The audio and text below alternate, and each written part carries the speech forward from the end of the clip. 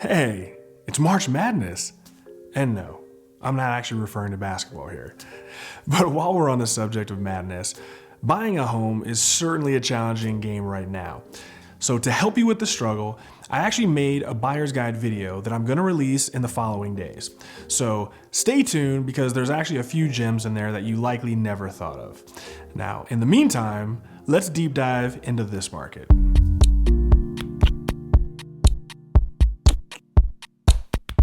Okay, now let's take a look at some numbers. First up, let's see how last month's sales came in. We ended up selling 2,363 homes in February for a 7% decrease from last year.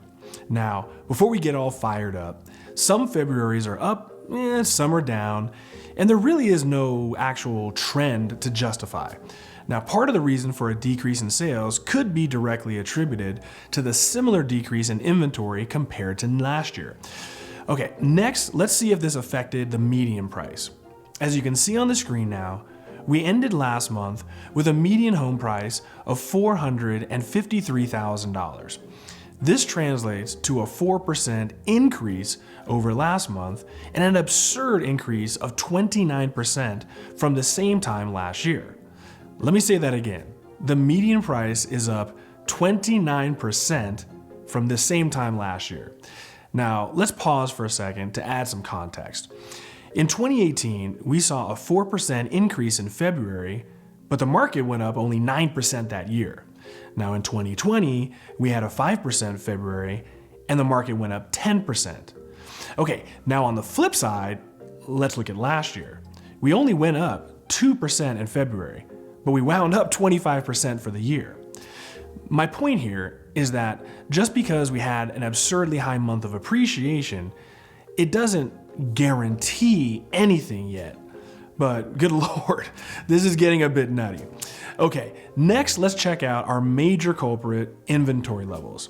As you can see now, we ended February with only 1,858 homes on the market. Mirroring our sales decrease, this equates to a 6% decline in inventory from the same time last year. Now, the good news is this. After 17 straight weeks of severely declining inventory, at the time of this shoot, we've seen 3 weeks in a row of increasing inventory. Now, in these 3 weeks, we've only recovered 109 homes. So it's a very small victory, but this also means that we're not likely to bottom out to the level we had at the end of March last year. So that's actually really, really good news. All right, now that we've seen all of these metrics, let's see how the market is reacting to this in the form of housing appreciation. Now, I created this analytic to illustrate how competitive it is out there for buyers based on their price range. Now, when I started, we had like 1,300 homes priced under $250,000. Now, that number is a laughable 61 homes. So let's forget about that altogether. Let's start off with 250 to 500,000, which is the vast majority of our market. This managed to tighten up even further to 77%, meaning 3 out of 4 homes that you would see on Zillow is already under contract. Okay, next up are homes priced between $500 and $750. This increased as well from 54% to 59%. Next, we have $750 to $1 million. This leaped up from 51% to 59%. Now let's move to the luxury segment, $1 million to $1.5. This was massive, from 46 up to 56. Finally, we have the ultra luxury market of over $1.5 million. This jumped from 29% to 34%.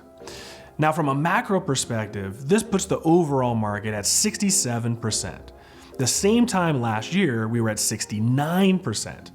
Our all-time peak was April of last year at 71%. So while the market is still scorching hot, it's just a tad bit off from last year. So let's wrap this up and make some sense out of this madness. Sales were down, but home values went way up. Inventory decreased, but we see a light at the end of the tunnel. And ultimately, the market is about to get as competitive as it gets. So what's next? Well, last year, the peak of the market was actually April. We had plummeted in inventory by the end of March, and many buyers just jumped into the summer market a little early out of fear that they were going to get priced out. Well, inventory is stabilizing and slowly moving the other direction as it should. But unlike last year, unless you've been living under a rock, everyone knows that the Vegas market, as well as the entire country, is inflating like crazy. But damn, so is everything else it seems. I'm not so sure we're going to see the same crazy April as a result. With housing absorption so high, I think it's a given that prices are going to continue to climb. Now, nothing lasts forever, and neither will this market. But I think we're going to see one last big push before potentially we reach that eventual ceiling. Most likely towards the end of this year. Now, on the low end, I've seen crappy condos selling for the price of homes in the same area just like a couple years ago. Some mature neighborhoods, like the one I live in, have finally caught up to these newer areas. Like my neighborhood alone has literally doubled in value just in the past 18 months. Now, the only potential good news there is that with absurd appreciation like that, the delta between new and used homes are starting to close in finally. This means that some homeowners might finally be willing to sell their home, which ultimately creates inventory. To a degree, this is what we've been waiting for. Well, that's it for this month, guys. Please keep an eye out for this year's buying guide video in the next few days. And thank you for watching. Please be sure to subscribe and have a wonderful spring, everyone.